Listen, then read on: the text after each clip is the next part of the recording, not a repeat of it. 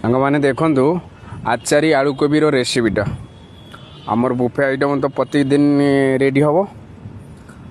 ଦୁଇଟା ମଖନି ହେବ, ଗୋଟେ ଡାଲ ମଖାନି ହେବ, ଗୋଟେ ଡାଲ ତଡ଼କା ହେବ, ଦୁଇଟା ଭେଜିଟେବୁଲ୍ ସବଜିର ଦୁଇଟା ଦିଆହେବ, ଆଉ ଗୋଟେ ଭାଜି ଦିଆହେବ, ଗୋଟେ ଭଜା ଗୋଟେ ଦିଆହେବ।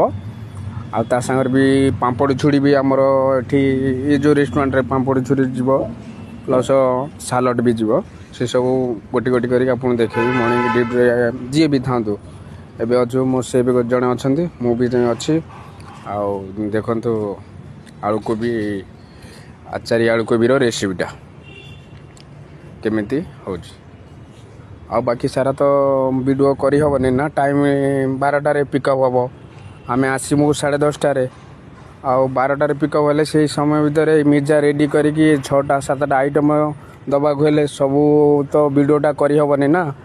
ଆଉ ଯେଉଁଟା ଭଲ ଲାଗିବ ଯେଉଁଟାକୁ ସେଇଟାକୁ ଟିକେ ଲୋକଙ୍କୁ ଭଲ ଲାଗିବ ଯେଉଁଟା ସେଇଟା ଦେଖିକି କରିବା।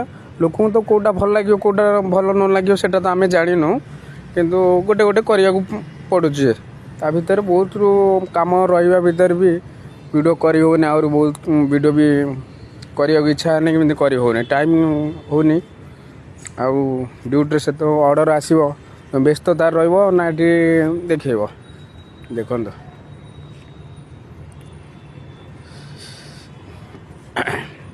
ମୁଁ ଦେଖେଇ ଦେଇଛି ସବୁ ଜିନିଷ କେମିତି କ'ଣ ସବୁ ପଡ଼ୁଛି, କ'ଣ ଆପଣ ବି ଦେଖିପାରିବେ।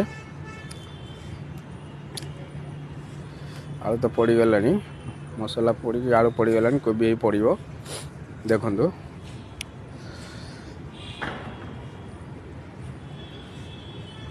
ତାପରେ ଦେଖିବେ ସବୁ ଆମର ସବୁ ରେଡ଼ି ହେଇକି ରହିଗଲାଣି। ଖାଲି ଏଇଟା ଅଛି ଆଚାରୀ ଆଳୁ କୋବିଟା ଅଛି, ହେଇଗଲା ମାନେ ପିକଅପ୍ ଯିବ।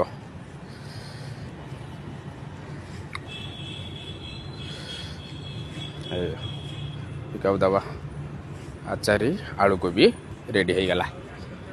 ନେକ୍ସଟ ଗୋଟେ ଗୋଟେ ଗୋଟେ ଗୋଟେ ଦେଖେଇ ଦେଉଛି।